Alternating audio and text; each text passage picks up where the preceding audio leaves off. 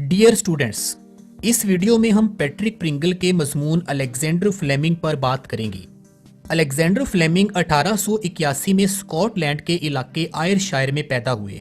आप एक biologist, bacteriologist, physician और फार्माकोलॉजिस्ट के तौर पर जाने जाते हैं। आपकी मशहूर ज़माना दरियाफ्त का नाम पेनिसिलिन है। आपको 1944 में सर का खिताब दिया गया और 1945 में आपने प्रोफेसर हॉवर्ड फ्लोरी और डॉक्टर ई.बी. चेन के हमरा मुश्तरका तौर पर नोबेल इनाम हासिल किया। 1999 में आपको टाइम मैगजीन की तरफ से जारी की गई 20वीं सदी की 100 अजीम शख्सियात में शामिल किया गया और 2009 में होने वाली वोटिंग में आपको स्कॉटलैंड से ताल्लुक रखने वाली ऑल टाइम ग्रेट पर्सनैलिटीज की फहरिस्त में तीसरे नंबर पर चुना गया। अब आते हैं आज के मजमून पर। इस मजमून के बिल्कुल आगाज में अलेक्जेंडर फ्लेमिंग से पहले मेडिकल के शोबा में जो कुछ हो चुका था या जो हो रहा था उस पर मुख्तसर बात की गई है और इसके बाद पैट्रिक प्रिंगल फ्लेमिंग के हालाते जिंदगी के साथ साथ उनके साइंसी कारनामों पर रोशनी डालते हैं। यानी अपनी सहूलत के लिए हम इस मजमून को 3 हिस्सों में तकसीम कर सकते हैं। Number 1 pre Fleming world, number 2 early life of Alexander Fleming, number 3 discovery of penicillin. अब हम इसी तरतीब के साथ इन पॉइंट्स पर बात करेंगे। सबसे पहले आते हैं प्री फ्लेमिंग वर्ल्ड पर। पैट्रिक प्रिंगल लिखते हैं कि 2 आदमियों ने theory and practice of medicine में इनकलाब बर्पा किया। उनमें से एक लुई पैस्टर था जिसने जरासीम को दरियाफ्त किया था और ये बताया था कि बीमारियां उन छोटे छोटे जानदार जिनको हम माइक्रो ऑर्गेनिज्म, माइक्रोब्स, बैक्टीरियाज या जर्म्स कहते हैं की वजह से पैदा होती हैं। और दूसरे शख्स का नाम जोसेफ लिस्टर था जिसे बाद में लॉर्ड लिस्टर के नाम से पुकारा गया। उसने जरासीम को मारने का सबसे पहला तरीका दरियाफ्त किया था। लुई पैस्टर ने बताया कि जरासीम चूंकि जिंदा जानदार होते हैं लिहाजा इन्हें मारा भी जा सकता है। इन्हें मारने के लिए 2 चीजों का इस्तेमाल किया जा सकता है। एक है हरारत यानी हीट और दूसरी चीज है कोई खास केमिकल जिसे हम एंटीसेप्टिक यानी जरासीम कुश दवाई भी कह सकते हैं। जैसे कि कार्बोलिक एसिड एक ऐसा केमिकल है जो जरासीम को मारता है और यही वो केमिकल था जिसको लॉर्ड लिस्टर ने सबसे पहले इस्तेमाल किया। लिस्टर से पहले ये होता था कि अक्सर डॉक्टर सर्जरी के दौरान मरीज को जरासीम का शिकार कर देते थे। उनके ऑपरेशन टेबल और सर्जरी के आलात पर मौजूद जरासीम मरीज के खुले हुए जख्मों के जरिए उसके जिस्म के अंदर चले जाते थे। लॉर्ड लिस्टर ने यह किया कि वो किसी भी ऑपरेशन से पहले कार्बोलिक एसिड के जरिए अपने सर्जरी के आलात को जरासीम से पाक करता था। उसने अपने हाथों पर, मरीज की जिल्द पर और हत्ता के ऑपरेशन थिएटर की फिजा में मौजूद जरासीम को मारने के लिए भी कार्बोलिक एसिड का इस्तेमाल शुरू किया। लॉर्ड लिस्टर का मकसद ये था कि सर्जरी के दौरान मरीज को जरासीम का शिकार होने से बचाया जाए, यानी बीमारी के जरासीम को मरीज के जिस्म में दाखिल ही ना होने दिया जाए और वो अपने इस मकसद में कामयाब भी हुआ। लेकिन वो जरासीम जो मरीज के जख्मों में या उसके जिस्म के अंदर दाखिल हो चुके हों उनको मारना ज्यादा मुश्किल काम था। अगरचे कार्बोलिक एसिड का इस्तेमाल करके इन जरासीम को मारना भी मुमकिन था, लेकिन जल्द ही ये बात सामने आ गई कि जो केमिकल जरासीम को मारते हैं वो जिस्म के हुलियों को भी तबाह कर देते हैं। लिहाजा कार्बोलिक एसिड को जख्मों की सफाई करने के लिए तो बिल्कुल भी इस्तेमाल नहीं किया जा सकता था, क्योंकि ऐसा करने से जिस जगह पर जख्म होता था वो जगह मजीद खराब हो सकती थी।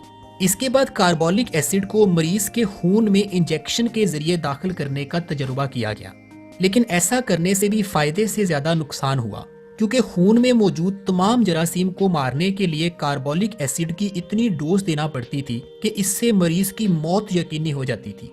पैट्रिक प्रिंगल हमें बताते हैं कि इस तमाम मामले की असल हकीकत को मेचनिकॉफ सामने लेकर आया। वो एक माहिर जरासीम था और लुई पैस्टर का शागिर्द भी था। उसने खून में मौजूद व्हाइट सेल्स यानी सफेद खुलियों को दरियाफ्त किया जिन्हें ल्यूकोसाइट्स भी कहा जाता है। उसने ये भी बताया था कि ल्यूकोसाइट्स असल में बीमारी के खिलाफ एक कुदरती ढाल हैं। जब जरासीम जिस्म में दाखिल होते हैं तो ये व्हाइट सेल्स एक फौजी लश्कर की तरह उन पर हमला कर देते हैं और मरीज के जिस्म में जरासीम और सफेद खुलियों के दरमियान एक लड़ाई शुरू हो जाती है जो उस वक्त इख्तिताम पजीर होती है जब ये सफेद खुलिये तमाम जरासीम को मार देते हैं। दूसरी सूरत में अगर जरासीम ज्यादा ताकतवर हों तो वो तमाम सफेद खुलियों को तबाह कर देते हैं और इसका नतीजा मरीज की मौत की सूरत में निकलता है। कार्बोलिक एसिड और बाकी तमाम केमिकल्स जो उस जमाने में जरासीम को मारने के लिए इस्तेमाल हो रहे थे ان میں یہی مسئلہ تھا کہ وہ خون میں موجود سفید خلیوں کو بھی بہت زیادہ نقصان پہنچاتے تھے، لہٰذا انہیں خون کے اندر بھی استعمال نہیں کیا جا سکتا تھا۔ اب کسی ایسی چیز کی تلاش جاری تھی جو صرف اور صرف جراثیم کو مارے اور بیماری کے خلاف لڑنے والے سفید خلیوں کو خراب نہ کرے بلکہ انہیں مزید طاقتور بنائے۔ تو یہ کچھ پس منظر بیان کرنے کے بعد پیٹرک پرنگل الیگزینڈر فلیمنگ کی ابتدائی زندگی کے بارے میں بھی بتاتے ہیں۔ آپ لکھتے ہیں کہ فلیمنگ 8 افراد کی فیملی میں سب سے چھوٹا تھا۔ جب اس کی عمر 7 سال ہوئی تو اس کے والد کی وفات ہو گئی۔ اس کے بھائی ہیو نے کھیتوں کا انتظام سنبھال لیا۔ 10 سال کی عمر میں اس نے ڈارول اسکول میں داخلہ لیا، اور ان دنوں گھر میں یہ بحث بھی ہو رہی تھی کہ اسے اپنی تعلیم جاری رکھنی چاہیے یا بھائیوں کے پاس زمینوں پر واپس آ جانا چاہیے، لیکن یہ فیصلہ کیا گیا کہ اسے تعلیم ہی جاری رکھنی چاہیے۔ اس کے بعد وہ کلمارنک اکیڈمی میں چلا گیا۔ 14 سال کی عمر میں وہ لندن آیا اور اگلے 2 سالوں تک ریجنٹ اسٹریٹ پولی ٹیکنک میں پڑھتا رہا۔ اس کے 3 بھائی پہلے ہی لندن میں تھے، جن میں سے ایک نے گلاسکو یونیورسٹی میں میڈیکل کی تعلیم حاصل کی اور ایک آکیولسٹ یعنی آنکھوں کا ڈاکٹر بنا۔ دوسرے 2 بھائی آپٹیشنز یعنی اینک ساز بن گئے۔ ان کی ایک بہن نے اسکاٹ لینڈ میں ایک ڈاکٹر سے شادی کر لی، جبکہ دوسری بہن نے ایک ویٹرنری سرجن یعنی جانوروں کے ڈاکٹر سے شادی کی۔ اگرچہ فلیمنگ اور اس کے بہن بھائی ایک زراعت سے منسلک خاندان میں پیدا ہوئے تھے، لیکن اب اس فیملی کے زیادہ تر افراد میڈیکل کے شعبہ سے وابستہ ہو چکے تھے، اس لیے ان کی فیملی کو میڈیکل فیملی یا ڈاکٹرز فیملی بھی کہا جاتا تھا۔ 16 سال کی عمر میں فلیمنگ نے پولی ٹیکنک کو چھوڑ دیا۔